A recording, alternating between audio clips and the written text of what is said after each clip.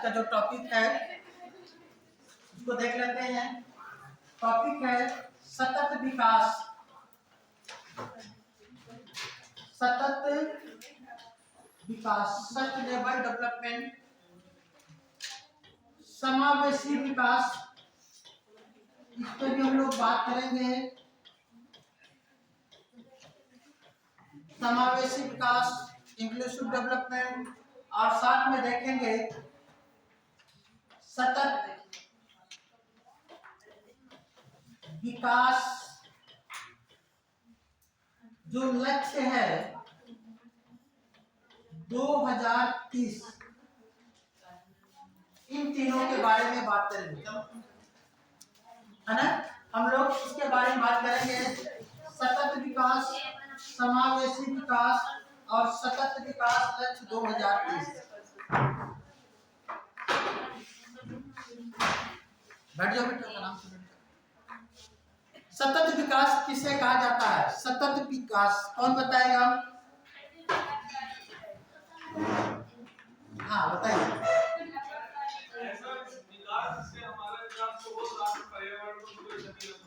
पर्यावरण को भी क्षति ना पहुंचे।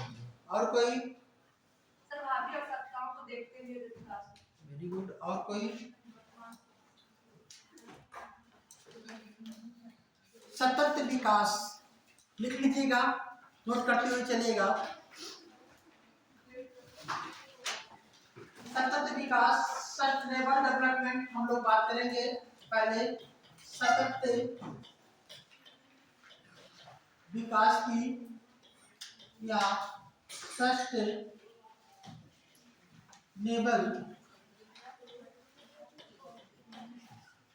डेवलपमेंट। सतत विकास क्या होता है? लिखेगा, ऐसा विकास जो भविष्य के ऊपर ना किया जाए। ऐसा विकास जो भविष्य के ऊपर ना किया जाए,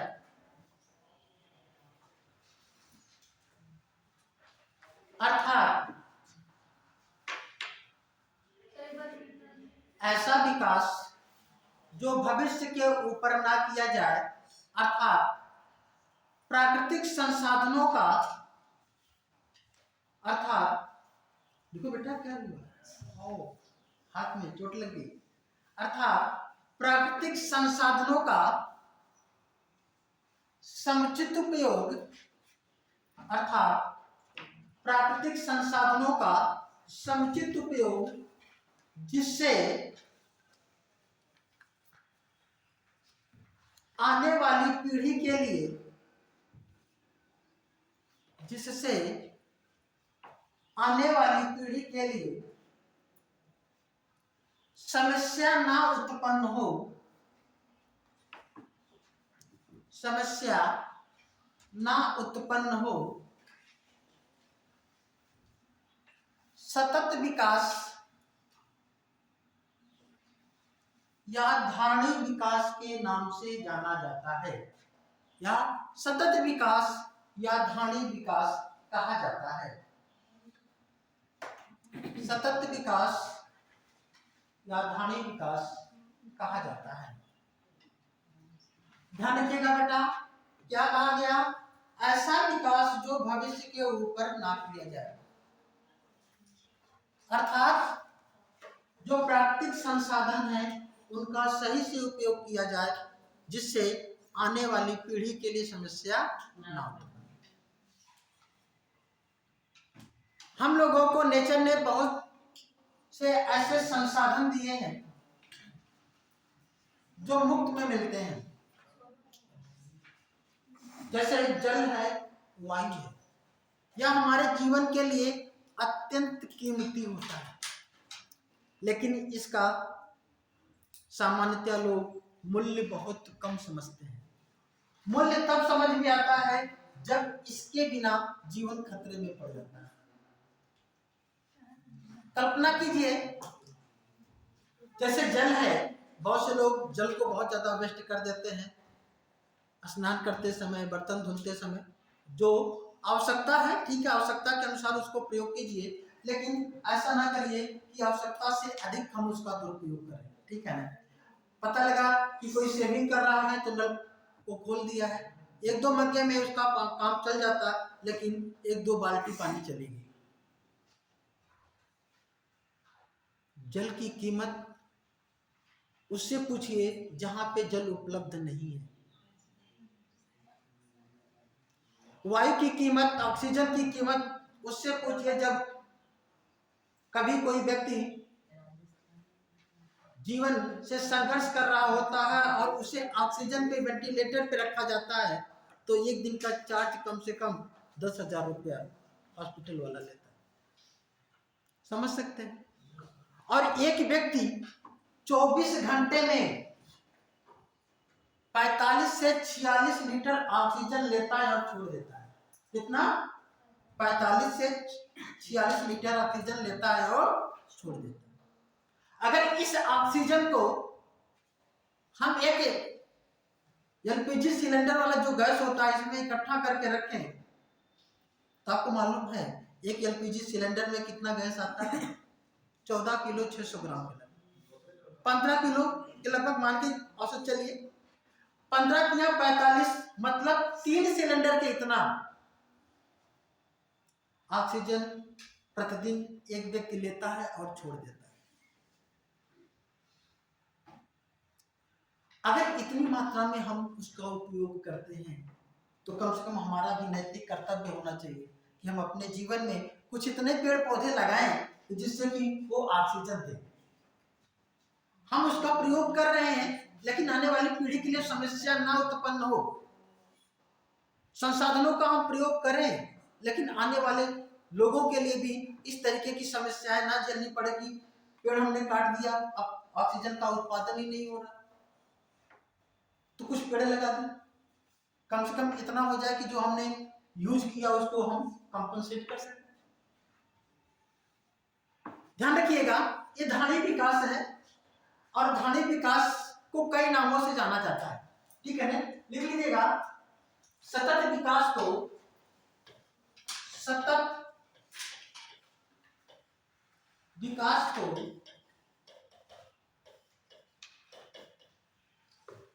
धानी विकास, इसको भी लिख लीजिएगा, धानी विकास, टिकाऊ विकास, हिंदी में बहुत शब्द प्रयोग में लाए जाते हैं। टिकाऊ विकास, अनवरत विकास,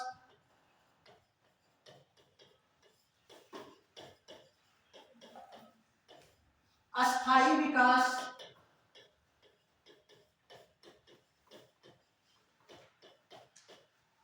पोषणी विकास,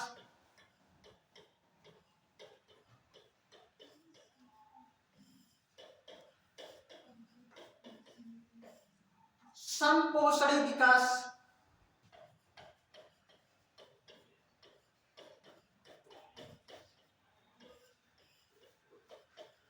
संपोषणी विकास, निर्वहनी विकास,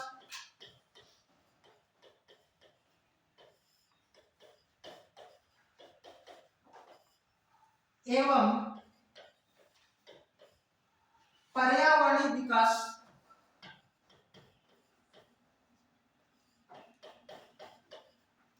पर्यावरणीय विकास के नाम से जाना जाता है। पर्यावरणीय विकास, ध्यान रखिएगा, अक्सर आपके एग्जाम में आता है, ठीक है ना। अस्थायी विकास, टिकाऊ विकास, धारी विकास, निर्वहनी विकास, पोषणी विकास, संपोषणी विकास, निर्वहनी, एक जब भी कोई भी विकास की अगर बात की जाती है तो ध्यान रखिएगा वह उसका मतलब, और मतलब को इंग्लिश में एक शब्द का प्रयोग किया जाता है, सस्टेनेबल डेवलपमेंट। किसका प्रयोग? सस्टेनेबल। किसका प्रयोग? खाना खा के नहीं आए हैं आप लोग? क्या कहते हैं उसे? धारी विकास या सस्टेनेबल। और ध्यान रखिएगा, भारत पर्यावरणीय विकास या धारी विकास के प्रति बहुत पहले से सचेत है। बहुत पहले से भारत इस पे कार्य कर रहा है। इवन ध्यान रखिएगा, जो हमारी 10वीं पंचवर्षीय योजना थी, कौन सी 10वीं पंचवर्षीय योजना, 10वीं जो पंचवर्षीय योजना की हम लोग पढ़ेंगे, 10वीं पंचवर्षीय योजना का जो मुख्य विकास लक्ष्य था वह धाड़ी विकास या सस्टेनेबल डेवलपमेंट था। तो इसका मुख्य विकास लक्ष्य क्या था? धाड़ी विकास, या हम कहते हैं सतत विकास।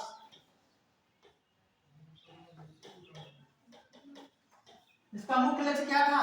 धाड़ी विकास या सतत विकास। अक्सर क्वेश्चन, कई बार क्वेश्चन पूछा गया है ना, सतत विकास किस पंचवर्षीय योजना का मुख्य लक्ष्य था? तो कौन सी पंचवर्षीय योजना का था? 10वीं। अब ये सतत विकास, आप लोग इससे अवेयर हो गए थोड़ा सा, ये आया कहां से, इसकी बातें कहां से शुरुआत होती है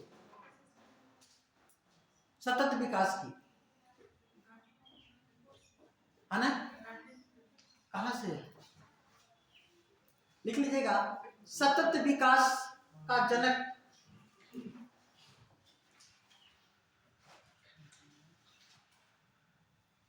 सतत विकास का जनक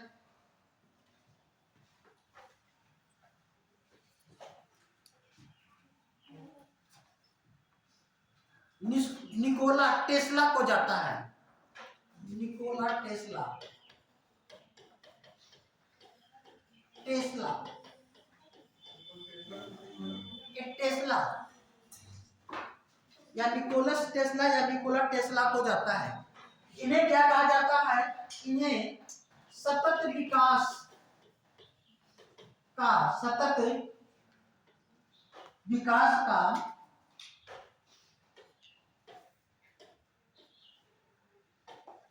सतत विकास का जनक कहा जाता है। सतत विकास का क्या कहा जाता है? जनक। एक टेस्ला साहब हैं कौन? ध्यान रखिएगा, ये टेस्ला साहब, ध्यान रखिए कि विश्व में सबसे महंगी कारों में टेस्ला कार का नाम होता है। हाँ, ठीक है ना? तो ये टेस्ला साहब एक ऐसे व्यक्ति थे जिन्होंने अपना पूरा जीवन अच्छे कार्यों के लिए बिता दिया। यह एक आविष्कारक थे। कौन थे? आविष्कार इन्होंने बहुत ढेर सारे किए थे, तो हम इन्हें कह सकते थे कि एक आविष्कारक थे। और क्या थे? एक इंजीनियर थे। किसके इंजीनियर? इलेक्ट्रिकल के, है ना? इलेक्ट्रॉनिक जितने भी प्रोडक्ट होते हैं, इलेक्ट्रॉनिक इंजीनियर थे और मैकेनिकल इंजीनियर।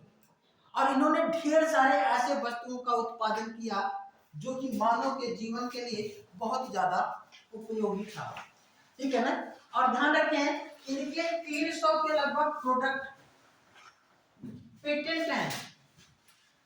इनके 300 प्रोडक्ट क्या है? पेटेंट हैं। और इन्होंने आजीवन जो है विवाह नहीं किया, अविवाहित ही रहे। और ध्यान रखें, जो अविवाहित होते हैं, देखा जा रहा है कि वो क्या कर रहे हैं? बहुत अच्छे अच्छे कार्य कर रहे हैं, है ना? हमारे देश में एक और इंडस्ट्रिस्ट हैं, है ना, रतन टाटा, है ना? नाम सुना है टाटा जी का? उनके भी आगे पीछे कोई नहीं, उनके भी आगे पीछे कोई नहीं। एपीजे अब्दुल कलाम का नाम सुना है? उनकी भी शादी नहीं हुई थी। बहरहाल ज्यादा नहीं बोलेंगे, कुछ लोग और भी अर्थ लगाने लगेंगे। ठीक है, तो चलिए, तो ये टेस्ला साहब थे। हालांकि इनके बारे में थोड़ी सी केवल जानकारी इसलिए कि ये सतत विकास के जनक कहे जाते हैं। ठीक है ना?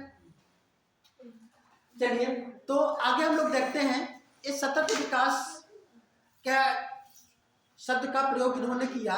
लेकिन अगर देखें तो सबसे पहले सतत विकास शब्द का वास्तव में प्रयोग कहां से मिलता है? अभी किसी बच्चे ने बोला था, हाँ, हाँ, ब्रकलैंड रिपोर्ट। ब्रकलैंड रिपोर्ट क्या है बेटा? ठीक है ना, ब्रकलैंड रिपोर्ट। दरअसल में ब्रकलैंड रिपोर्ट है क्या? हुआ यह था कि पूरे विश्व में पर्यावरण की बात हो रही थी। संयुक्त राष्ट्र संघ ने 1983 में नॉर्वे के प्रधानमंत्री थे ब्रकलैंड साहब, उन्हीं की अध्यक्षता में एक विश्व आयोग गठित किया। क्या गठित किया? विश्व आयोग, है ना, विश्व आयोग गठित किया। और इस विश्व आयोग ने, जिसके अध्यक्ष कौन थे? ब्रकलैंड, है ना, इन्होंने क्या किया? 1987 में अपनी रिपोर्ट दी। कब दी? 1987 में अपनी रिपोर्ट दी। और इस रिपोर्ट में इन्होंने पहली बार, इस रिपोर्ट में क्या किया? पहली बार जो है ना, इस रिपोर्ट में पहली बार इन्होंने सतत विकास, सस्टेनेबल डेवलपमेंट का व्याख्या किया। ठीक है ना, पहली बार, है ना, यहाँ पे देखेंगे पहली बार, है ना, नोट करते चलिएगा। ठीक है ना, पहली बार सतत विकास की व्याख्या की।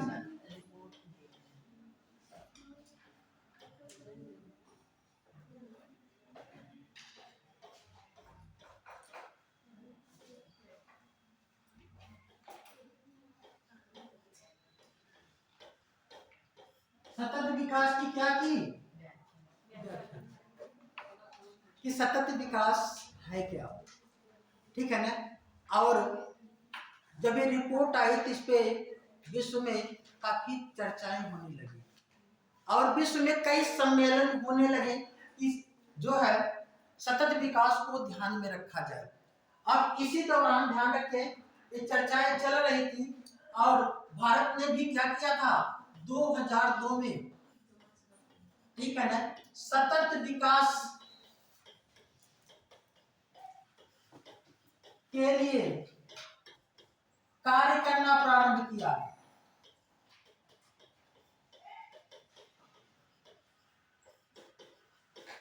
यद्यपि भारत का जो एजेंडा था पहले से ही, ठीक है ना, सतत विकास के जो कैरेक्टर होते हैं इसमें भारत पहले से ही काम कर रहा था, लेकिन 2002 में ये वही समय है, 2002 से 2007 का वो समय है जब 10वीं पंचवर्षीय योजना चल रही थी। कौन सी बेटा? 10वीं पंचवर्षीय योजना। 10वीं पंचवर्षीय योजना चल रही थी और इसी समय भारत ने भी क्या किया? सतत विकास को अपने एजेंडे में लागू किया। ठीक है ना, समय बीतता गया, ठीक है ना, और इसके बाद सतत विकास की कहानी और भी आगे बढ़ती गई। ठीक है ना, लेकिन भारत में सतत विकास के उद्देश्यों को प्राप्त करने के लिए एक और भी काम किया गया था जिसे कहते हैं समावेशी विकास। समावेशी विकास।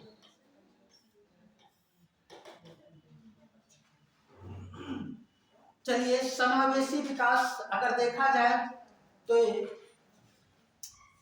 सतत विकास का एक कंपोनेंट है, लेकिन समावेशी विकास को अलग करके अध्ययन किया जाता है। इसे कहते हैं इंक्लूसिव डेवलपमेंट। इंक्लूसिव डेवलपमेंट क्या है? समावेशी विकास। कौन बताएगा?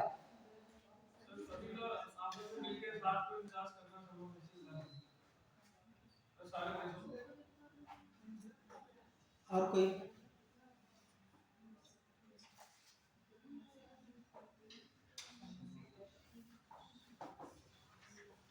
समावेशी विकास क्या है?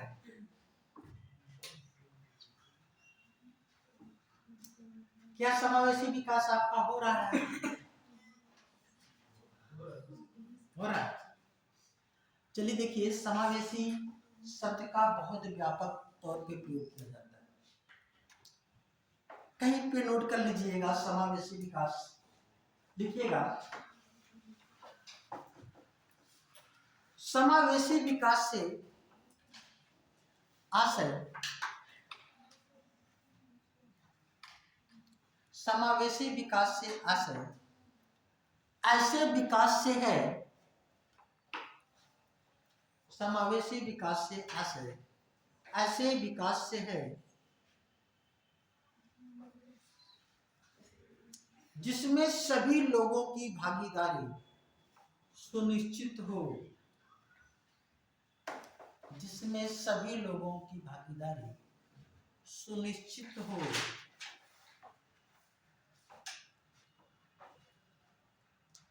अर्थात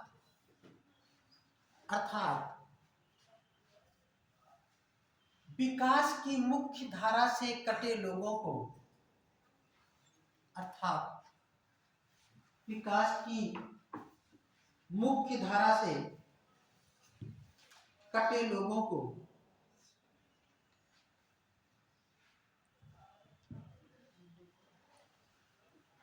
विकास की मुख्य धारा में शामिल किया जाए।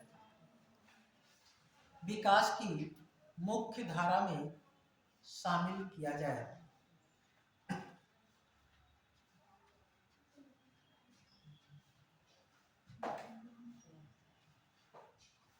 ध्यान रखिएगा, इसका मतलब है विकास हो यह आवश्यक है, लेकिन ऐसा विकास ना हो कि किसी एक वर्ग का विकास होता जा रहा है और दूसरा वर्ग का विकास नहीं।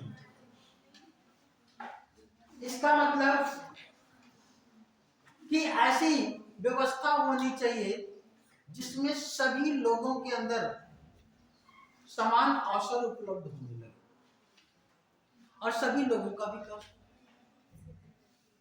और ध्यान रखें, जब भी 5 ईयर प्लान या जिस भी कोई टारगेट जब हमारे इसे विकास में निर्धारित किया जाता है, तो उसका जो है इम्पैक्ट आने वाले समय में, तत्कालीन समय में दिखाई देता है।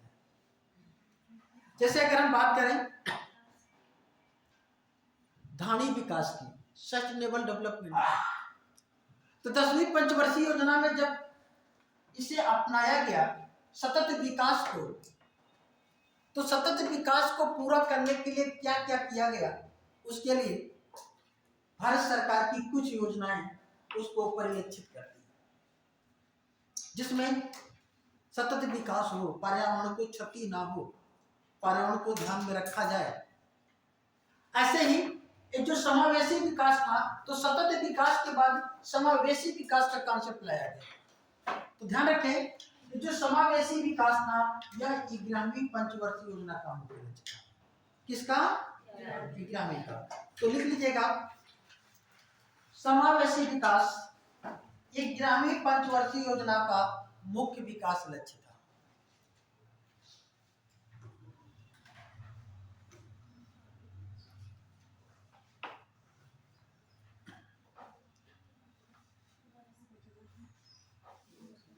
किसका बेटा? 11वीं का। और 11वीं पंचवर्षीय योजना का समय कब से कब तक है? 2007 से 2012। यह 11वीं पंचवर्षीय योजना का क्या है? समय। और इस समय अगर आप देखेंगे तो बहुत सी ऐसी योजनाएं चलाई गई जिसमें ऐसा दिखाई देगा कि समावेशी विकास का एक प्रयास है। समावेशी विकास बेटा बहुत बड़ा कॉन्सेप्ट है, इस पे पूरा निबंध लिखने के लिए आ सकता है। सबसे पहले तो आपको जानना होगा समावेशी विकास है क्या। फिर समावेशी विकास में ढेर सारे सेक्टर दिखाई देंगे। बात किया जाता है वित्तीय समावेशन। नाम सुना है वित्तीय समावेशन? कितने लोगों ने नाम सुना वित्तीय समावेशन? बहुत कम लोगों ने। वित्तीय समावेशन का मतलब हुआ ऐसी वित्त व्यवस्था जिसमें सभी लोगों की भागीदारी हो।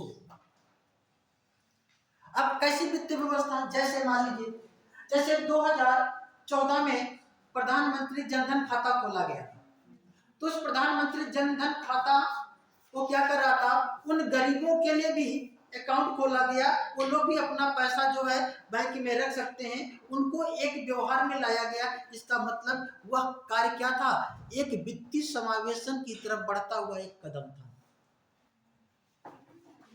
स्वाभिमान योजना एक चलाई गई थी बहुत पहले, ठीक है ना, जिसमें जो है गांव में बैंकिंग व्यवस्था को प्रमोट कर रहा था, वो भी क्या कह सकते थे हम, वित्तीय समावेशन का एक अंग है। स्वयं सहायता समूह, सेल्फ हेल्प ग्रुप का नाम सुना है आप लोगों ने। सेल्फ हेल्प ग्रुप क्या है, वित्तीय समावेशन का एक अंग है। मतलब कि वित्तीय समावेशन एक बड़ा कॉन्सेप्ट है, ऐसी वित्तीय व्यवस्था जिसमें सभी लोगों की भागीदारी हो। ऐसा कोई भी काम हो रहा है जिसमें सभी लोग फाइनेंशियल रूप से कहीं न कहीं पे वे एक दूसरे से कनेक्ट हो रहे हैं, तो वित्तीय समावेशन हो रहा है। तो वित्तीय समावेशन आपको केवल इतना ही आ सकता है कि वित्तीय समावेशन पे है ना 100 वर्ड 200 वर्डों में लिखिए, ठीक है ना। तो आपको ढेर सारे ऐसे एग्जांपल दे करके इस पे लिखना होगा। वित्तीय समावेशन के साथ साथ सामाजिक समावेशन की भी बात की जा रही है। सामाजिक समावेशन क्या है, ऐसी सामाजिक व्यवस्था जिसमें सभी लोगों की भागीदारी सुनिश्चित हो, सभी लोग समाज में जो है प्रेम, जो है एक दूसरे के साथ प्रेम से रह सके। लेकिन दुर्भाग्य से कहीं कहीं पे ऐसा दिखाई देता है और कहीं कहीं पर ऐसा दिखाई नहीं देता है। आखिर में सामाजिक समावेशन की बात क्यों करनी पड़ी, क्योंकि ऐसी हमारी सामाजिक व्यवस्था में कहीं न कहीं पे कोई खामियां हैं जहाँ पे सामाजिक समावेशन जो है दिखाई नहीं देता है। तो सामाजिक समावेशन में क्या होगा, आप लोगों को मालूम होगा कि समाज का एक ऐसा वर्ग है जो समाज से कटा रहता है, जिसे क्या कहते हैं, एसटी, जनजाति। अच्छा, जनजाति किसे कहते हैं, लोग कहते हैं अनुसूचित जाति, अनुसूचित जाति और अनुसूचित जनजाति, एससी और एसटी, इसे क्या कहते हैं, शेड्यूल कास्ट, और इसे क्या कहते हैं, शेड्यूल ट्राइब कास्ट।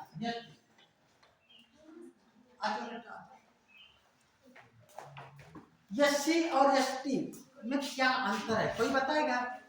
बहुत प्रयोग करते हैं।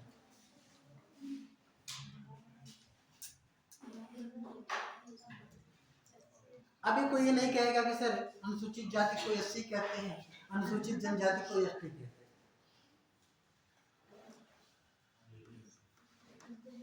कोई भी अंतर क्या है दोनों में?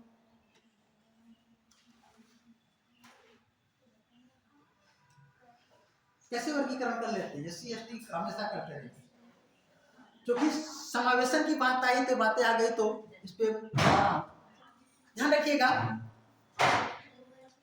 अगर हम कहें ये दोनों ही जातियां जो एससी और एसटी हैं, ये दोनों ही जातियां सामाजिक रूप से और आर्थिक रूप से पिछड़ी हैं। एससी और एसटी ये दोनों ही जातियां, अनुसूचित जाति अनुसूचित जनजाति, ये दोनों ही जातियां क्या है, सामाजिक रूप से और आर्थिक रूप से पिछड़ी है। ये दोनों में समानता है। असमानता क्या है? असमानता यह है कि जो अनुसूचित जाति है, जिसे हम एससी कहते हैं, शेड्यूल कास्ट कहते हैं, वह हमारे समाज का एक हिस्सा होती है, जबकि जो अनुसूचित जनजाति है उनका अपना अलग सामाजिक परिवेश होता है। वो अपने अलग ही सामाजिक परिवेश में रहना चाहती हैं, उनके अपने रीति रिवाज त्योहार होते हैं, जबकि ये हमारे समाज का एक हिस्सा है। लेकिन समाज के हिस्सा होने के बावजूद भी देखने को मिला है, ठीक है, कि ये लोग समाज से कहीं न कहीं पे कटे रहते हैं, और कटे रहने के पीछे कहीं न कहीं पे इस तरीके की व्यवस्थाएं हैं जो कि इनको अलग कर देती हैं। क्या ऐसी व्यवस्था होनी चाहिए? ऐसी सामाजिक व्यवस्था चाहिए। इसीलिए बात की जाती है, क्या है, वित्तीय समावेशन के साथ साथ सामाजिक समावेशन पर भी फोकस करने की आवश्यकता है। देश का विकास तभी होगा जब सब में समावेशन हो। सांस्कृतिक समावेशन की बात की जा रही है, शिक्षा में समावेशन की बात की जा रही है। ऐसी शिक्षा व्यवस्था जिसमें सभी लोगों की भागीदारी हो। ऐसा वर्ग नहीं कि केवल एक वर्ग केवल क्या है, शिक्षा प्राप्त कर रहा है, दूसरा वर्ग शिक्षा प्राप्त नहीं कर रहा। ऐसी शिक्षा व्यवस्था होनी चाहिए और इसका वो स्वरूप भी दिखाई दे रहा है। आज जो ये योजना चल रही है, कहीं कहीं पे शिक्षा में समावेशन के लिए ही तो चलाई जा रही है। वे बच्चे जो ग्रामीण क्षेत्र से हैं, जिनके पास आर्थिक संसाधन नहीं है, वो बाहर जाकर के पढ़ नहीं सकते हैं, उनको इसी स्थान पर अच्छी सुविधा के साथ उनको शिक्षा उपलब्ध कराई जाए, जिससे कि वे भी क्या है, प्रतियोगी परीक्षाओं में शामिल हो सके। ये क्या है, शिक्षा में समावेशन। अब इस पे आपको समावेशन पे निबंध लिखने के लिए आ जाए तो आपको मालूम होना चाहिए की होते हैं। वित्तीय समावेशन, सामाजिक समावेशन, शिक्षा में समावेशन, सांस्कृतिक में समावेशन, और एक और भी समावेशन की आजकल बात होने लगी है, राजनीतिक समावेशन। राजनीतिक समावेशन का मतलब है ऐसी राजनीतिक व्यवस्था होनी चाहिए जिसमें सभी लोगों की भागीदारी हो। अक्सर राजनीतिक मंचों पे ऐसा सुनने को मिलता होगा कि परिवारवाद चल रहा है, जातिवाद चल रहा है, क्षेत्रवाद चल रहा है। क्या राजनीति में ऐसी व्यवस्था होनी चाहिए? नहीं, राजनीति में भी समावेशन होना चाहिए। ऐसी राजनीतिक व्यवस्था होनी चाहिए जिसमें सभी लोगों का भागीदारी। और इस पे एक बहुत बड़ा क्वेश्चन भी बनता है, निबंध भी आ सकते हैं, और ये आपको पूरे भारत के स्वरूप को समझने में बहुत सहायता प्रदान करता है। आखिर में हमने कब किया? हमें ग्रामीण पंचवर्षीय योजना के दौरान, इसका मतलब आप देख रहे हैं 2007 से 2012 ग्रामीण पंचवर्षीय योजना का एक टाइम ड्यूरेशन था, और इस समय कई ऐसी योजनाएं चलाई गई। आप देखेंगे कि आम आदमी बीमा योजना चलाया गया। किसके लिए? जो गरीब पिछड़े थे उनके लिए ने। राष्ट्रीय स्वास्थ्य बीमा योजना चलाया गया। 2008 में 5 ईयर प्लान में हम पढ़ाएंगे, 2008 में एक असंगठित क्षेत्रों के लिए सामाजिक सुरक्षा कोष बनाया गया। ढेर सारे ऐसे काम किए गए जिससे कि जो गरीब वंचित है, जो पिछड़ा है, उसको क्या है, विकास की मुख्य धारा में शामिल किया। तो अगर आप देखेंगे फिर इसके बाद 12वीं पंचवर्षीय योजना चलती है, और 12वीं पंचवर्षीय योजना का जो मुख्य विकास लक्ष्य था, क्या था? इस समावेश, ध्यान रखिएगा, 12वीं का मुख्य विकास लक्ष्य, मुख्य विकास जो लक्ष्य था बेटा, ये 10वीं और 11वीं पंचवर्षीय योजना के जो विकास लक्ष्य थे उनको और तीव्र करने की बात थी। तीव्रतर, सतत तथा और अधिक समावेशी विकास करना था। कौन, क्या उसका लक्ष्य था? तीव्रतर तथा और अधिक समावेशी विकास करना, ये 12वीं पंचवर्षीय योजना का लक्ष्य था। इसका मतलब हमारे देश में विकास के साथ साथ इस सतत विकास, समावेशी विकास पर बहुत ज्यादा फोकस किया गया। आज हर क्षेत्र में इसके विकास पर क्या है, पूरा फोकस दिखाई देता है। ये तो बात भारत कर ही रहा था किसी दौरान।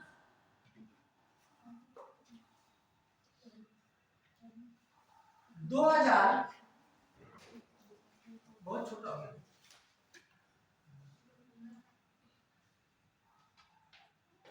2015 में आप देखेंगे संयुक्त राष्ट्र संघ ने एक बैठक का आयोजन किया। वो संयुक्त राष्ट्र संघ की 70वीं बैठक थी। कौन सी बैठक थी बेटा? 70वीं।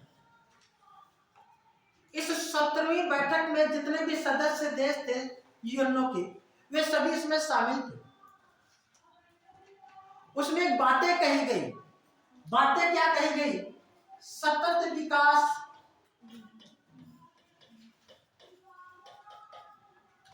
लक्ष्य निर्धारित किया गया। सतत विकास लक्ष्य या सतत विकास एजेंडा बनाया गया और कहा गया इसे हम 2030 तक प्राप्त करेंगे। क्या करेंगे?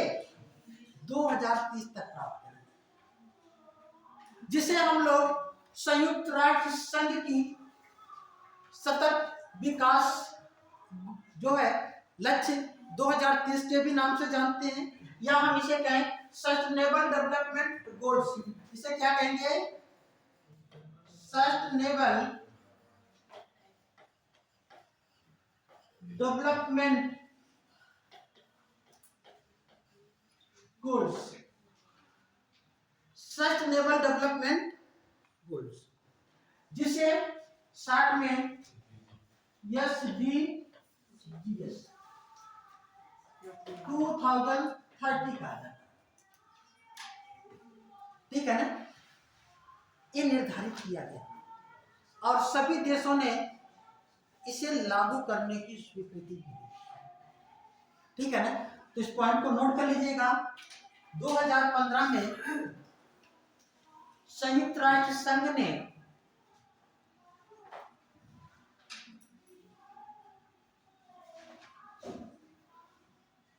अपनी 17वीं बैठक में सतत विकास हेतु 17वीं बैठक में सतत विकास हेतु 2015 में संयुक्त राष्ट्र संघ ने अपनी 70वीं बैठक में सतत विकास हेतु सतत विकास एजेंडा जो 2030 सतत विकास एजेंडा 2030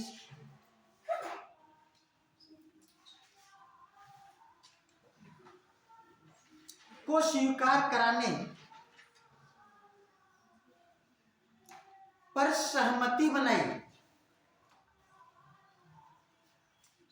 बनाई और सभी देश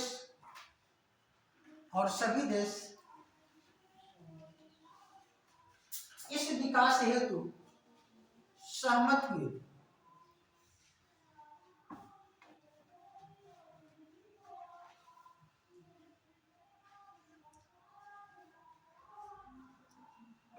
इस एजेंडे में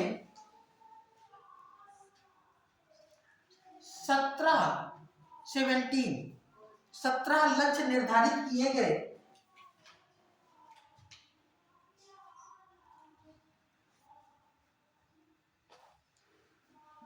जिसके अंतर्गत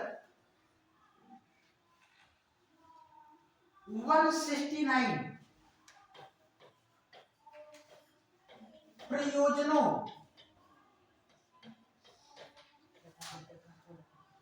को शामिल किया गया है,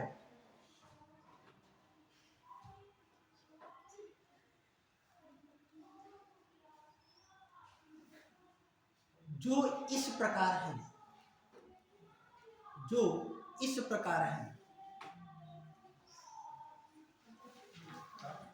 ध्यान रखिएगा, ये 17 जो लक्ष्य हैं, यहां से बेटा आपको एग्जाम में हर साल क्वेश्चन है। आप पिछली साल का पेपर उठा करके देखेंगे, उसमें पूछा है सतत विकास लक्ष्य में कौन से लक्ष्य शामिल नहीं है, ऐसा पूछ लेगा। या पूछ लेगा कि किस नंबर पे कौन सा लक्ष्य निर्धारित है। तो सब सीरियल वाइज आपको क्या करना है, इसको नोट करना है और याद करना है।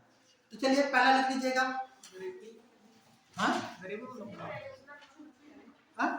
प्रयोजन का मतलब कुछ ऐसे एक्टिविटीज किए जाएंगे 169 जिससे कि इस 17 टारगेट को अचीव किया जा सके। क्या बेटा? चलिए, ये जो टारगेट है, जो लक्ष्य है, तो इसको लिख लीजिएगा, लिखिएगा लक्ष्य नंबर 1 या पहला लक्ष्य। ये लक्ष्य क्या था इसका? पहला लिख लीजिएगा, गरीबी पूरी तरह से समाप्त करना। गरीबी पूरी तरह से समाप्त करना। अब एक चीजें ध्यान रखिएगा, ये जो टारगेट है गरीबी पूरी तरह से समाप्त करना, यह भारत का ही नहीं है, बल्कि पूरे विश्व का है कि 2030 तक पूरे विश्व में गरीबी नहीं रहेगी। ये टारगेट है, फिर भी अगर देखा जाए तो बहुत बड़ा एक कदम है कि कम से कम ऐसी व्यवस्था बनाई जाएगी जहां पे गरीबी नहीं। ये अपने मकसद में कहां तक सफल होता है, अभी तो आने वाले 7-8 सालों के बाद हम इस पे घोषणा कर सकते हैं। अभी तो हम लोग मिड टाइम पे पहुंचे हैं, ठीक है ना। इसके लिए हर देश प्रयास कर रहा है। दूसरा लिख लीजिएगा, भूखमरी को पूरी तरह समाप्त करना।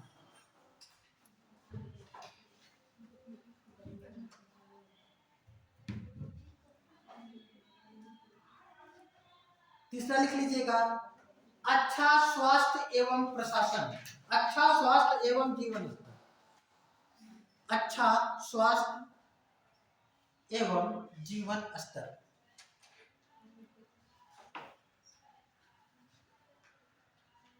चौथा, गुणवत्तापूर्ण शिक्षा। शिक्षा में क्या होनी चाहिए? गुणवत्ता होनी चाहिए, क्वालिटी होनी चाहिए। क्वालिटी एजुकेशन की बात कर रहा है। अगला लिखिएगा, लैंगिक समानता, जेंडर इक्वलिटी। जो जेंडर इक्वलिटी है उसमें कमी होनी चाहिए। अगला लिखिएगा, साफ पानी और स्वच्छता, क्लीन वाटर एंड सैनिटाइजेशन, है ना। तो साफ पानी और स्वच्छता। अगला लिख लीजिएगा, अच्छा कार्य और आर्थिक विकास। अच्छा कार्य और आर्थिक विकास। हाँ, अच्छा 7 नंबर पे सस्ती एवं स्वच्छ ऊर्जा। ये नहीं बोला क्या? नहीं, 7 नंबर पे सस्ती एवं स्वच्छ ऊर्जा। सस्ती एवं स्वच्छ ऊर्जा। 8 नंबर पे अच्छा कार्य और आर्थिक विकास।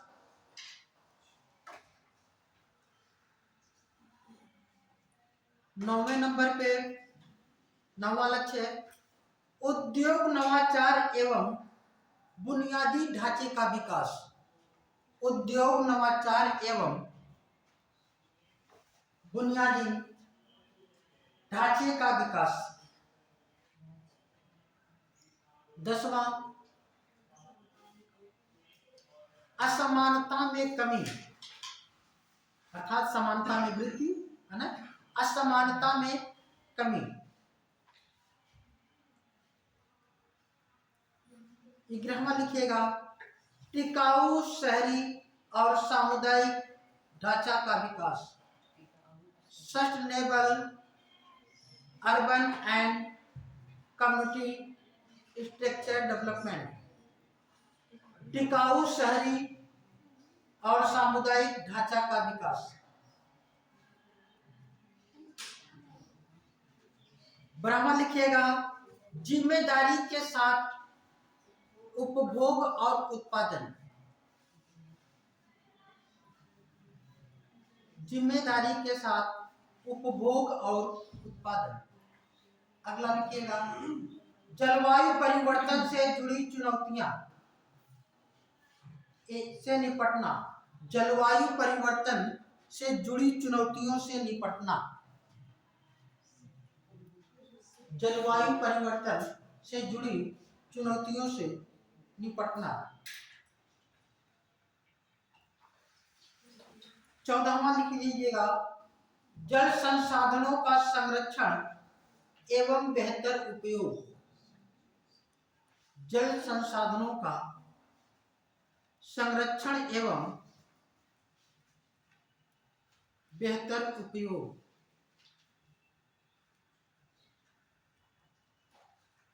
अगला मतलब 15वां है, स्थलीय पारिस्थितिकी प्रणाली का संरक्षण और स्थलीय पारिस्थितिकी प्रणाली का संरक्षण और सतत उपयोग।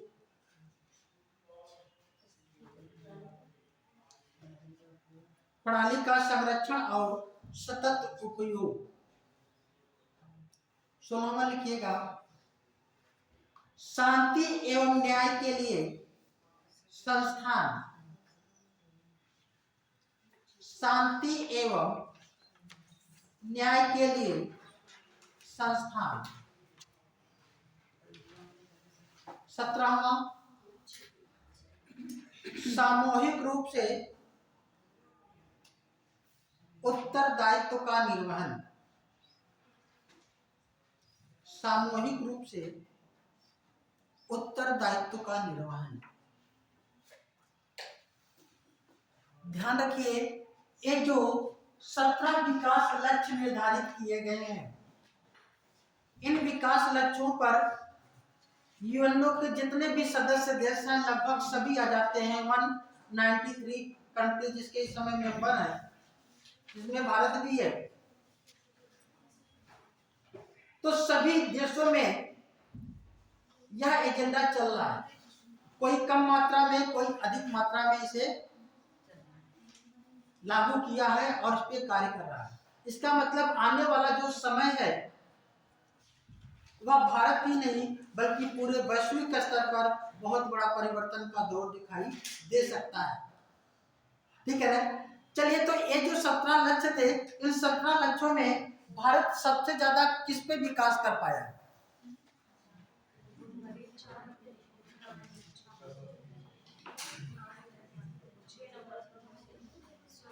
ध्यान रखिएगा, सबसे ज्यादा जो भारत का जो विकास रहा है इसमें जो 6 नंबर पे है, साफ पानी और स्वच्छता। इसमें भारत सबसे ज्यादा विकास किया है। और इसके बाद अगर दूसरे स्थान पे बात करें तो 9वें स्थान पर जो है, और तीसरे स्थान की बात करें तो 7वां। ठीक है ना?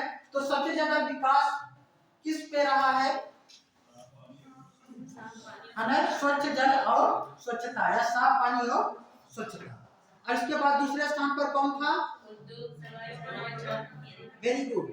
और तीसरे स्थान पर 9वां कौन है?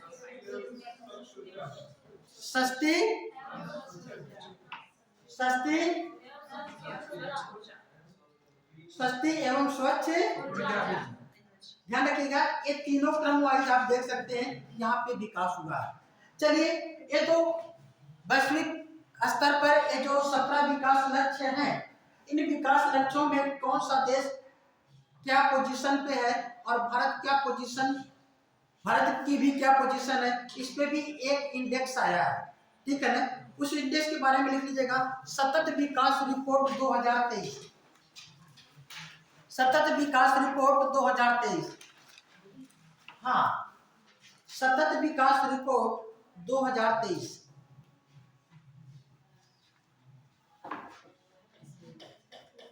सतत विकास रिपोर्ट 2023। ठीक है ना? इसके बारे में कुछ बातों को हम लोग देखेंगे। सतत विकास रिपोर्ट 2023 ये है क्या? दरअसल में जो सस्टेनेबल डेवलपमेंट गोल्स जो निर्धारित किए गए हैं यूएनओ के द्वारा, उन गोल को जो है प्राप्त करने में जो देश रहे हैं, वे कौन से देश जो है ज्यादा सफल हैं, कौन से देश असफल हैं, या किन देशों में सुधारात्मक लक्षण दिखाई दे रहे हैं, उसे प्रेजेंट करने के लिए यह क्या है, रिपोर्ट प्रत्येक वर्ष जारी किया जाता है। ठीक है ना। और अभी इसकी जो हाल में जो रिपोर्ट आई है तो लिख लीजिएगा, जो रिपोर्ट इसकी प्रस्तुत हुई है कब हुई है, 20 जून 2023 को। यद्यपि यह आपके एग्जाम में नहीं पूछा जाएगा, लेकिन इससे यह मालूम हो जाएगा कि यह रिपोर्ट इस समय आई है, तो अगली बार जब रिपोर्ट यह आएगी 2024 में तो लगभग इसी महीने में आएगी, ठीक है ना। तो कब ये रिपोर्ट प्रस्तुत हुई है, और रिपोर्ट क्या है, एक इंडेक्स है, ठीक है ना। उसी इंडेक्स के जो रिपोर्ट है उसी के बारे में हम लोगों को क्या है, देखना है। तो ये रिपोर्ट जारी कौन करता है, लिख लीजिएगा, इस सूचकांक को, ठीक है ना, इस सूचकांक को प्रत्येक वर्ष सतत विकास समाधान नेटवर्क, सतत विकास समाधान नेटवर्क एवं Dublin university, Dublin university, Dublin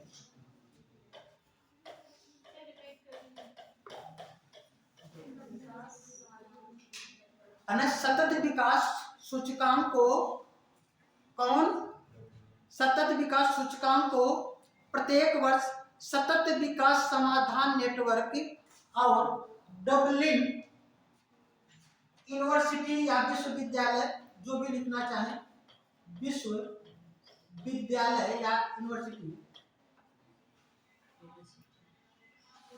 के संयुक्त, यूनिवर्सिटी प्रेस लिख लीजिए, यूनिवर्सिटी प्रेस के संयुक्त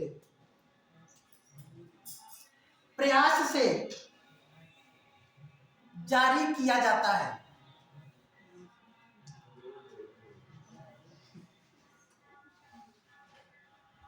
ठीक है ना। ये दो संस्थाएं इसमें एक तरीके से देखा जाए कि यूनिवर्सिटी है और दूसरी क्या है, आपका सतत विकास समाधान नेटवर्क, जिसे इंग्लिश में कहते हैं सस्टेनेबल डेवलपमेंट सॉल्यूशन नेटवर्क, है ना। Sustainable development solution network, sustainable development solution network, ठीक है ना, के द्वारा जारी किया जाता है। ये जो सस्टेनेबल डेवलपमेंट सॉल्यूशन नेटवर्क है, इसकी स्थापना कब हुई थी, स्थापना 1970 में, कब, 1970 में, नेटवर्क, ठीक है ना। इन दोनों के संयुक्त प्रयास से क्या होता है, ये जारी किया जाता है। अच्छा, ये जो हम लोग तो देख रहे हैं कि ये नेटवर्क जो है हमको बताया गया कि क्या स्थिति है। 2015 में संयुक्त राष्ट्र संघ की, ठीक है ना, 17वीं बैठक में इसको स्वीकृति प्रदान की गई थी। अच्छे से लागू कब किया गया था,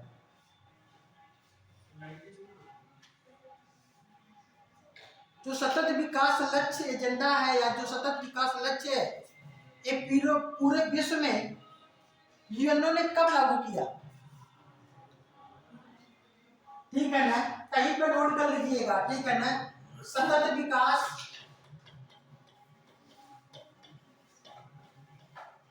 लक्ष्य को 1 जनवरी, सतत विकास लक्ष्य 2030 तो 1 जनवरी 2016 को लागू किया गया।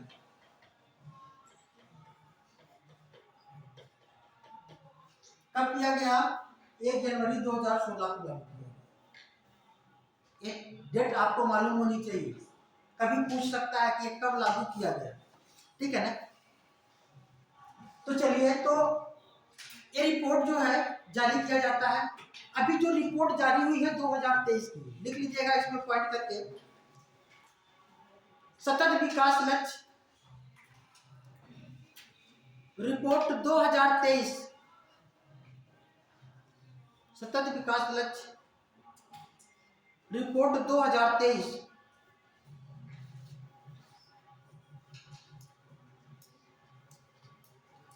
को 2023 में कुल लिखे, 2023 में कुल 166 देशों को शामिल किया गया है।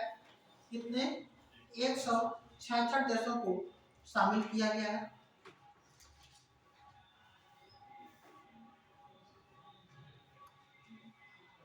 एक 166 देशों के इस सूचकांक में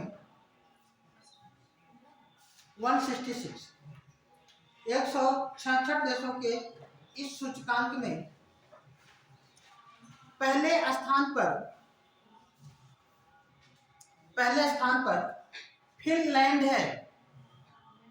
हाँ, फिनलैंड है, ठीक है ना। इसका कितना स्कोर है अगर देखेंगे तो 86.7 के लगभग है, ये स्कोर है इसका, ठीक है ना। और दूसरे स्थान पर स्वीडन और तीसरे स्थान पर डेनमार्क।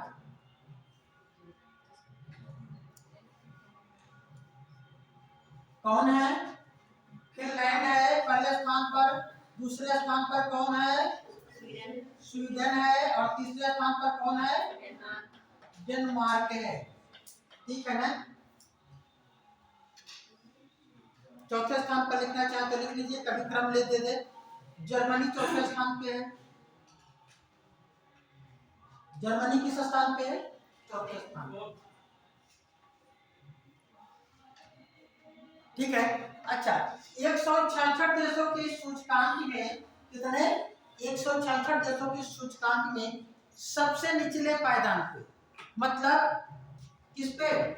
166वें स्थान पर कौन है?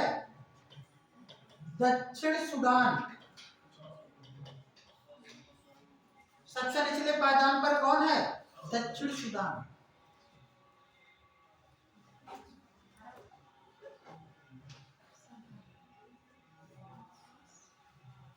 ठीक है ना। अगला पॉइंट, 166 देशों की इस रिपोर्ट में भारत 166 देशों के इस रिपोर्ट में भारत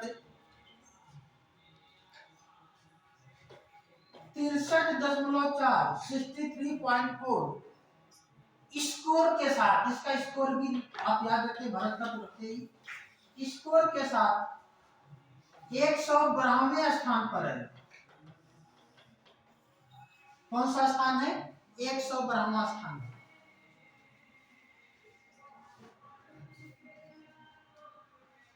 इस 112वें स्थान को याद रखिएगा भारत के संदर्भ में, और स्कोर भी याद रखिएगा, ठीक है ना। स्कोर और भारत के संदर्भ में 112वां स्थान। अच्छा, पिछले साल क्या था स्थिति इसकी, है ना? 2022 की रिपोर्ट में, कब? 2022 की रिपोर्ट में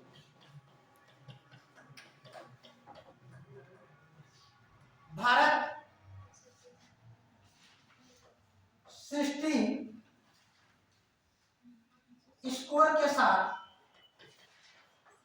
121वें स्थान पर था। हालांकि अब पिछला नहीं, इसी को ध्यान रखिए। लेकिन अगर मान लीजिए अगर इसको भी कहीं पूछ ले 2022 में तो किस स्थान पर था? 121वें स्थान पर। इसका मतलब भारत में क्या हुआ है? सुधार हुआ है ना, ठीक है। अच्छा, ये तो भारत की स्थिति थी।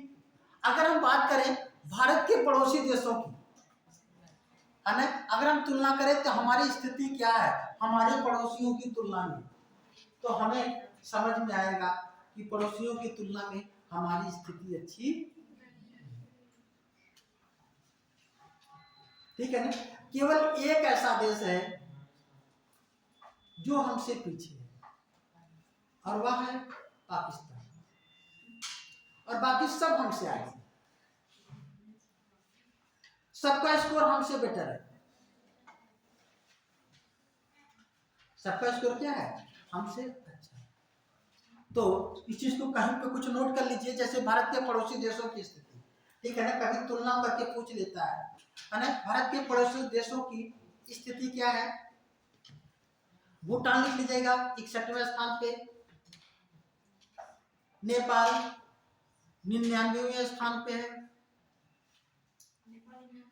हाँ।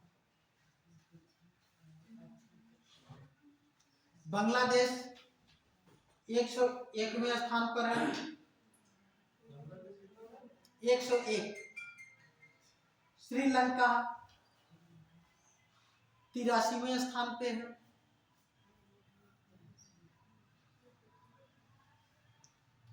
चीन, इसको तो जरूर जाने, 63वें स्थान पर।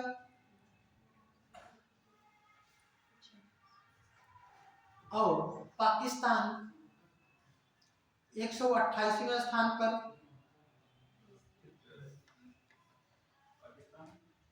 128वें स्थान पर, 128वें स्थान पर, ठीक है ना। अगला लिख लीजिएगा, अगर लिखना चाहे तो ब्रिक्स देशों के से संदर्भ में अगर पूछा जाए, अफगानिस्तान की रैंक शायद उसका कंफर्म नहीं है बेटा, ठीक है ना, इसलिए उसको नहीं लिखा रहे, जो कंफर्म है उसको लिखा दे रहे, ठीक है ना। यूएसए का लिखना चाहो तो लिख लो, 39वां स्थान है, हाँ 39। जापान का 21वां है। United kingdom 119वां।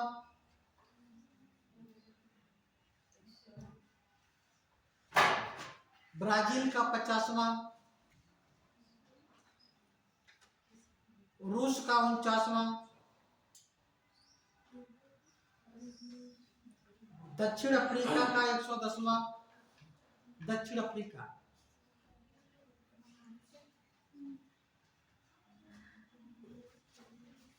दक्षिण अफ्रीका का 110,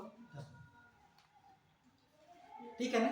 अगर आप कंपेयर करके देखें, चाहे हम ब्रिक्स देशों के में भी बैठते हैं तो वहां पे भी हमारी स्थिति क्या है, बहुत अच्छी नहीं है। लेकिन ध्यान रखें, बहुत अच्छी स्थिति भले भी ना हो, क्या छूट गया बेटा, हमसे पूछ लो। ब्राजील का लिख लो 50वां, रूस का 49वां, दक्षिण अफ्रीका का 110वां। लेकिन पूरे विश्व की जो निगाहें होती हैं ये भारत के इंडेक्स पे जरूर जाती है। क्यों? क्योंकि भारत विश्व में सबसे अधिक जनसंख्या वाला देश हो गया। विश्व की कुल जनसंख्या का 6वां हिस्सा भारत में निवास करता है। तो देखने को लोग देखते हैं किस बड़ी जनसंख्या जो आबादी वाला देश है यहाँ पे क्या स्थिति है, तो लोगों की निगाहें यहाँ पे जरूर होती है। तो ऐसे में हमारा दायित्व भी बढ़ जाता है, ठीक है ना। मान लीजिए जैसे स्विट्जरलैंड है, डेनमार्क है, ये सब छोटे छोटे देश हैं, बहुत ज्यादा उनका टारगेट है नहीं, ऑलरेडी पहले से डेवलप रहे हैं, तो वो क्या करेंगे, वो जल्दी से अपना टारगेट अचीव कर लेंगे। लेकिन जहाँ पे इतनी बड़ी पॉपुलेशन है वहां पे सब कुछ साथ लेकर के अगर सुधार हो रहा है तो अपने आप में क्या है, अब हेडिंग डालिएगा, भारतीय सतत विकास लक्ष्य या भारतीय सतत विकास सूचकांक। भारतीय सतत विकास सूचकांक मतलब कि भारत के संदर्भ में देखें हम, ठीक है, ये तो विश्व के संदर्भ में देखा था, भारत के संदर्भ में क्या स्थिति है। तो ध्यान रखें, जैसे आप लोगों ने देखा था मानव विकास सूचकांक के बारे में कि भारतीय मानव विकास सूचकांक पहली बार 2002 में जारी किया गया था, है ना, याद है ना आप लोगों को, है ना। वैसे ही अगर हम यहाँ पे देखें तो भारतीय सतत विकास सूचकांक जो है पहली बार भारत में 2018 में जारी किया गया। कब? 2000। इस पॉइंट को नोट कर लीजिएगा, भारतीय सतत विकास सूचकांक पहली बार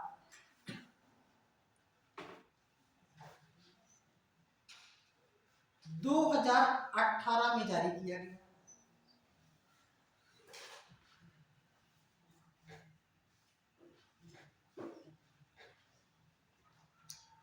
इस सूचकांक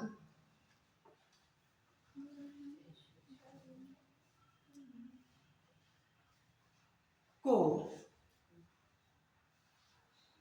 भारत की संस्था या भारत का लिखिएगा, भारत का सांख्यिकी एवं कार्यक्रम क्रियान्वयन मंत्रालय, सांख्यिकी एवं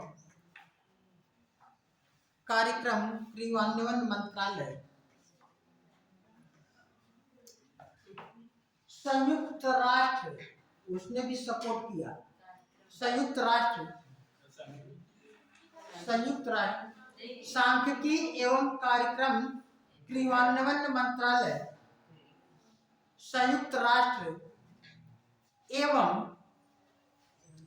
global green growth institute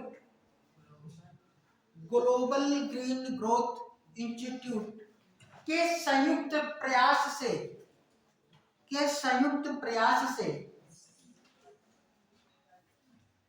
NITI Aayog के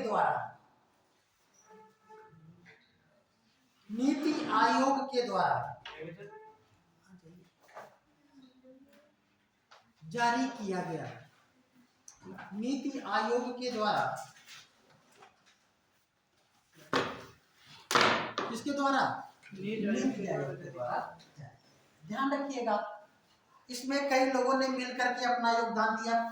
यहाँ पे संयुक्त राष्ट्र संघ ने भी कहा कि भैया अपने राज्यों का, इंडिया को घोषित कीजिए, हम आपका सपोर्ट करेंगे, क्योंकि यहाँ पे एक बहुत बड़ी आबादी यहाँ पे क्या करती है? निवास करती है। अगर ये पिछड़ गया तो पूरा विश्व पिछड़ जाएगा। इसलिए यहाँ पे हमेशा निगाहें जो है गड़ाए बैठे रहते हैं कि यहाँ पे कुछ गड़बड़ी ना होने पाए। यहाँ पे जो लक्ष्य निर्धारित किया जा रहा है वो काम हो रहा है कि नहीं हो रहा है, ठीक है ना। बहरहाल इस रिपोर्ट में ध्यान रखिएगा, ये जो इसका स्कोर होता है, किसका? सतत विकास लक्ष्य का जो स्कोर होता है वो कितना होता है? 0 से 100 के बीच में होता है। ध्यान रखिएगा, अभी हम आप लोगों ने पूछा नहीं, ठीक है ना। देख लीजिएगा, सतत विकास लक्ष्य का स्कोर 0 से 100 के बीच में होता है।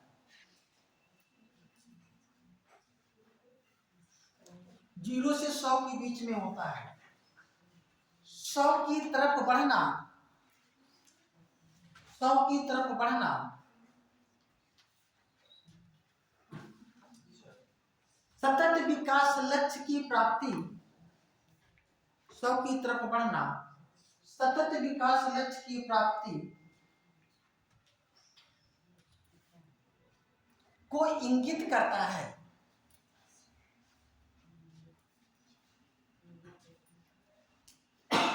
जबकि 0 की तरफ बढ़ना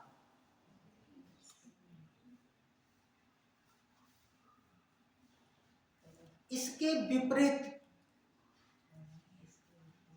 प्रदर्शन करता है। इसके विपरीत प्रदर्शन करता है, मतलब कि उससे क्या होगा? वह उससे दूर हट जाएगा, कम होता जाएगा। लेकिन क्योंकि पूरा विश्व लगा हुआ है तो कोई देश पीछे नहीं जा रहा है, सब क्या हो रहे हैं? आगे ही जा रहे हैं, ठीक है ना। हो सकता है किसी देश में थोड़ा बहुत फ्लक्चुएशन होता हो, लेकिन बहुत ज्यादा अंतर नहीं होता, ठीक है ना। अब यहाँ पे हम देखें तो ये जो भारत के जो राज्य हैं, इन राज्यों को शामिल किया गया और इन राज्यों को 4 कैटेगरी में बांटा गया। देख लीजिएगा, इस इंडेक्स के अनुसार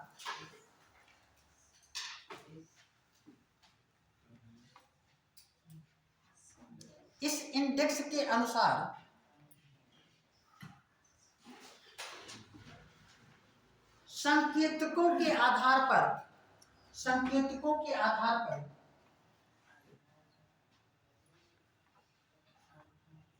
भारत के राज्यों को 4 वर्गों में विभाजित किया गया है। भारत के राज्यों को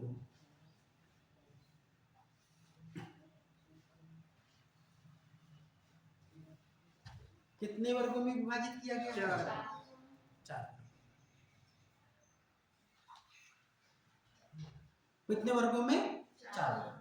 वे 4 राज्य कौन कौन से हैं? देख लीजिएगा, पहला आकांक्षी राज्य, आकांक्षी राज्य, इसे हम इसे कह सकते हैं under performant state, under performant state, ठीक है ना। इसका क्या स्कोर होगा? 0 से लेकर के 49 तक अगर किसी भी स्टेट का स्कोर है तो उसे आकांक्षी राज्य का दर्जा दिया जाता है। आकांक्षी राज्य। दूसरा है 50 से ले परफॉर्मर स्टेट या परफॉर्मर राज्य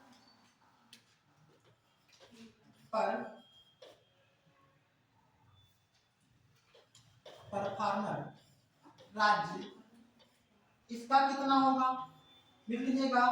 50 से लेकर के 64 तक, अगर 50 से लेकर के 64 तक अगर है तो उसे क्या कहते हैं, परफॉर्मर राज्य कहते हैं। फिर फ्रंट रनर स्टेट क्या है, फ्रंट रनर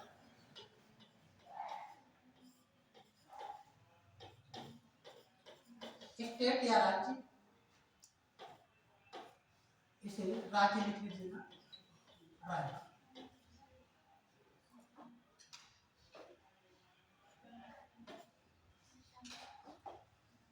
इसका कितना हो जाएगा बेटा, 65 से लेकर के 99 तक, 65 से लेकर के 99 तक।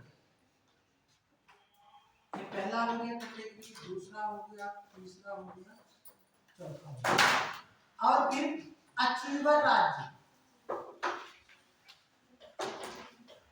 अचीवर राज्य या स्टेट, इसका कितना होगा 100, जो अचीव कर लेगा।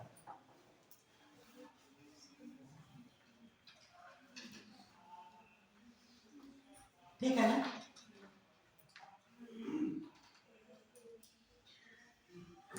ध्यान रखिएगा, भारत को कितने राज्यों में विभाजित किया गया, भारत के राज्यों को कितने भागों में, 4। जब पहली बार यह रिपोर्ट आई थी तो ध्यान रखें, अभी तो इस कैटेगरी में कोई भी स्टेट नहीं है।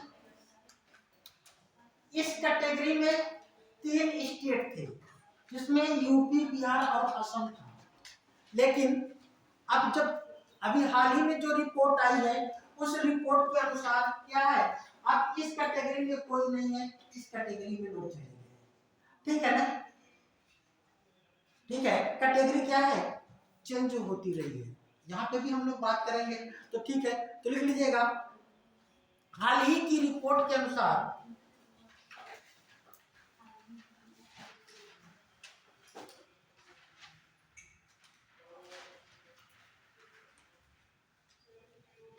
यूपी, बिहार और असम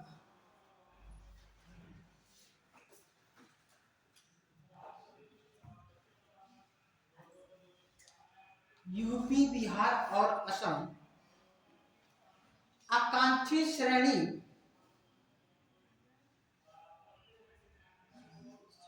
से निकलकर परफॉर्मर श्रेणी वाले राज्यों में शामिल हो गए हैं। ठीक है, कौन कौन से राज्य इसमें शामिल हुए हैं, कौन से, यूपी, बिहार और असम। 5 राज्य ऐसे हैं जो फ्रंट रनर में शामिल हुए हैं। फ्रंट रनर मतलब इसमें से निकल करके इसमें फ्रंट रनर में शामिल हुए हैं। वे हैं कौन कौन से, आंध्र प्रदेश, तेलंगाना, कर्नाटका, गोवा, सिक्किम। तो किसमें आ गए, फ्रंट रनर। अच्छा, तेलंगाना एक राज्य है, तेलंगाना का गठन कब किया गया, 2 जून 2014। इसकी राजधानी कहाँ पे है, और आंध्र प्रदेश की राजधानी अभी तो हैदराबाद है। आंध्र प्रदेश की राजधानी कहाँ बनाई जा रही है,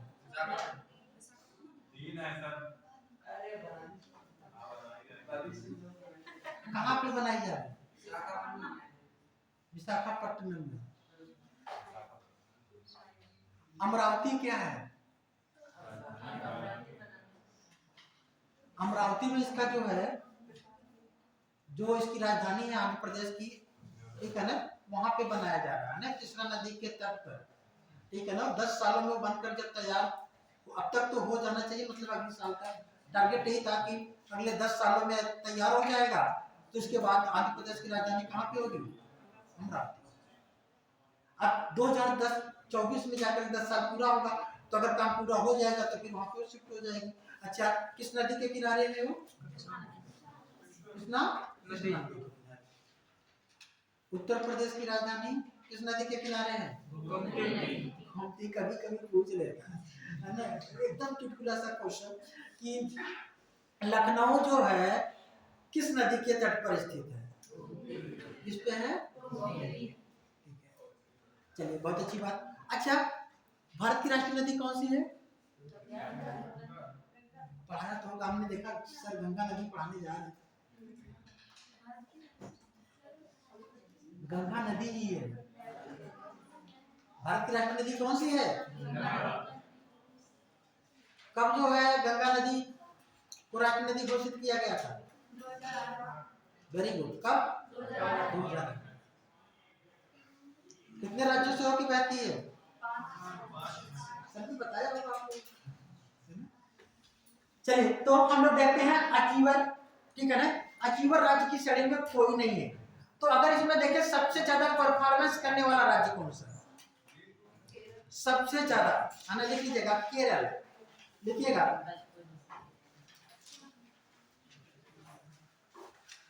भारतीय सतत विकास लक्ष्य में, भारतीय सतत विकास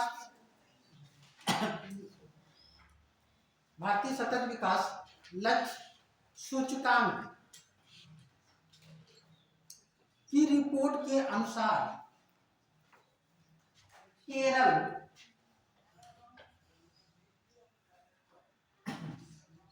70 स्कोर के साथ, कितने? 70 स्कोर के साथ देश में प्रथम स्थान पर है।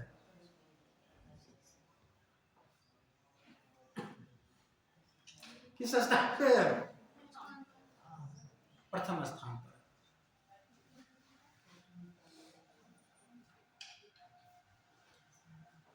जबकि दूसरे स्थान पर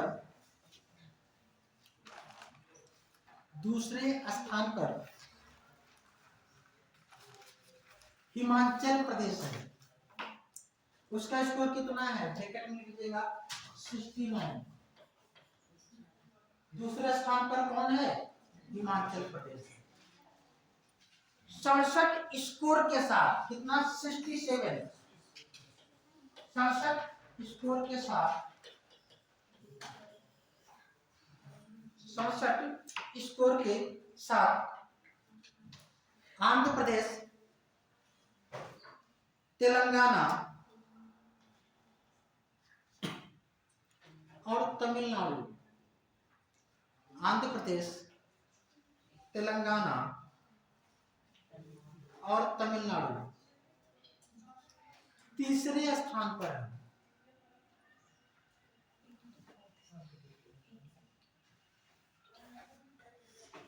किस स्थान पे है? तीसरे स्थान। ठीक है, एक पॉइंट और नोट कर लीजिएगा, जो लिखिएगा, भारतीय सतत विकास सूचकांक में, भारतीय सतत विकास सूचकांक में पहली बार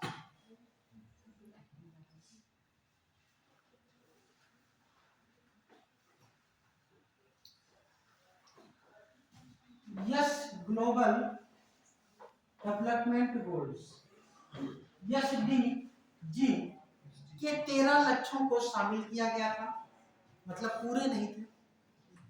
SDGs गोल्स के 13 लक्ष्यों को शामिल किया गया था।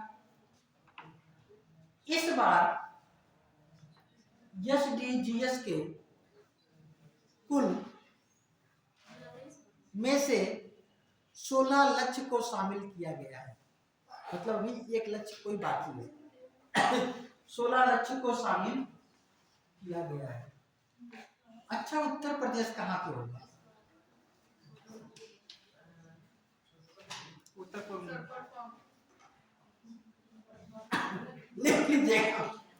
इस सूचकांक में उत्तर प्रदेश 23वें स्थान पर है। किस स्थान पे है? 23वें स्थान पर है। जबकि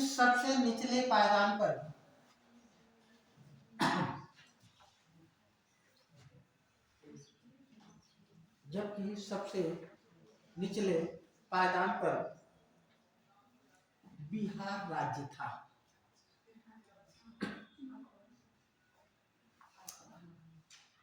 ना? चलिए, इस तरीके से आपका सतत विकास, समावेशी विकास और वैश्विक या विश्व स्तर पर जो सतत विकास जो लक्ष्य एजेंडा 2030 था, लगभग सब पॉइंट हो गए हैं। आप लोग एक बार रिवीजन करिए 2 मिनट, इसके बाद क्वेश्चन को रिवाइज करा देते हैं, फिर छोड़िए। एक बार रिवीजन करिए।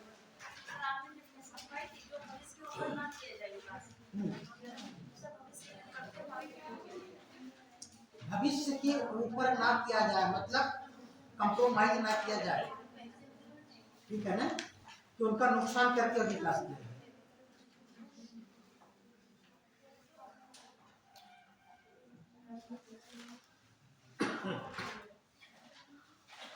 जल्दी से रिवीजन कीजिए, 2 मिनट का केवल समय।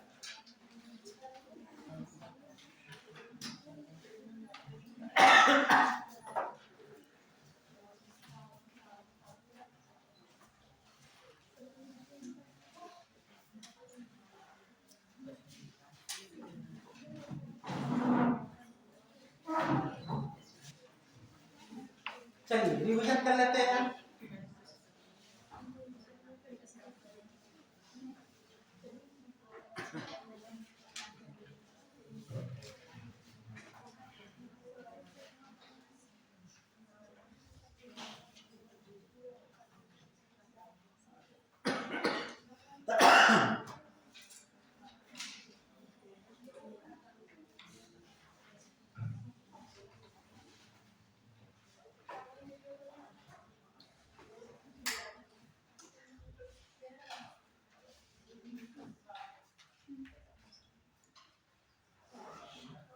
चलिए, सतत विकास का जनक किसे कहा जाता है? सतत विकास का जनक किसे कहा जाता है? टेस्ला। ठीक है। किस पंचवर्षीय योजना का मुख्य विकास लक्ष्य सतत विकास रखा गया था? सतत विकास को किन नामों से जाना जाता है?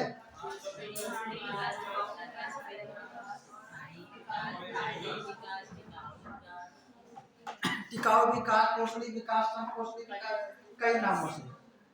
समावेशी विकास किस पंचवर्षीय योजना का मुख्य विकास लक्ष्य था? समावेशी विकास से क्या तात्पर्य है?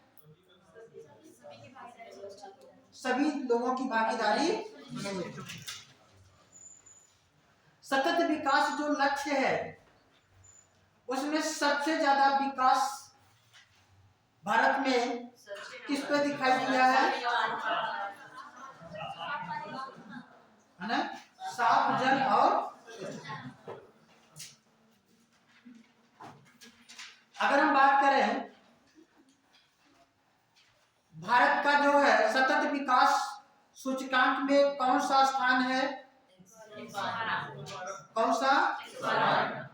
कितना स्कोर था? 63.4।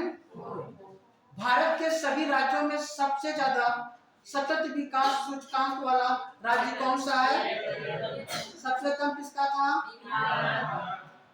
उत्तर प्रदेश का किस स्थान पे नाम है? किस पे है? 23वें पे। तो चलिए, तो इस तरीके से क्लास को हम एंड कर देते हैं और हम लोग फिर मिलेंगे अगली क्लास में। सब लोग बैठे रहेंगे।